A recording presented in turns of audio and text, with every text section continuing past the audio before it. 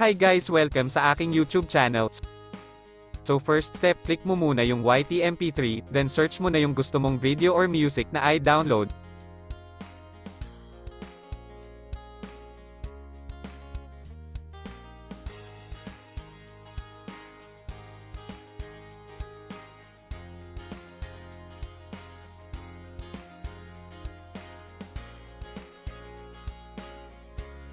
Kapag lumabas na, click mo lang tas click mo na yung download sa baba.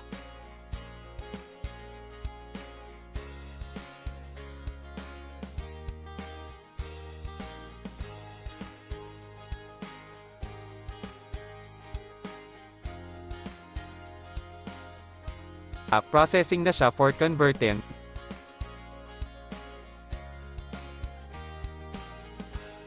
Then pili ka na dyan kung ilang MB gusto mo i-download. Then yan, downloading na siya, wait mo na lang matapos, ganun lang siya kadali. Thank you for watching.